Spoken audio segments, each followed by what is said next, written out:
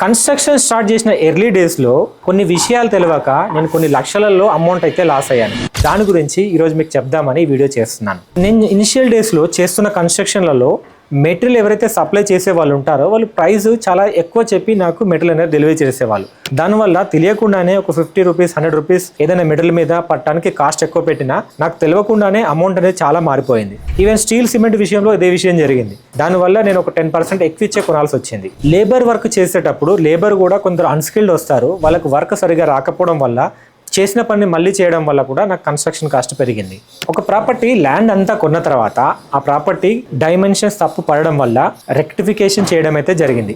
దానివల్ల ఆ documentary charges అన్ని నేను మళ్ళీ రీపే చేయాల్సి వచ్చింది. ఈ మిస్టేక్స్ కొన్ని అనుకోకుండా కొన్ని కావాల్సుకొని కూడా జరగవచ్చు, కానీ ఆ మిస్టేక్స్ నుండి నేను చాలా నేర్చుకున్నాను. ఇప్పుడు నేను ఏ ప్రాజెక్ట్ చేసినా ఈ పాత మిస్టేక్స్ జరుగుతున్నాయో లేదో క్రాస్ చెక్ చేసుకొని జరగకుండా జాగ్రత్త పడి కొత్త బిల్డింగ్స్ అయితే ఫినిష్ చేస్తున్నాను. ఒక బిల్డర్ చాలా స్ట్రిక్ట్గా ఉండి అన్ని విషయంలో కాన్ఫిడెంట్గా వర్క్ని ఫినిష్ చేసుకోవాలి అనుకుంటే ఇవన్నీ జాగ్రత్తగా చూసుకొని చేసుకోవాల్సి వస్తుంది. నేను కూడా ఎలాంటి మిస్టేక్ రిపీట్ అవ్వకుండా ప్రతిదీ క్లారిటీతో చెక్ చేసుకొని సైట్స్ అయితే ఫినిష్ చేస్తున్నాను.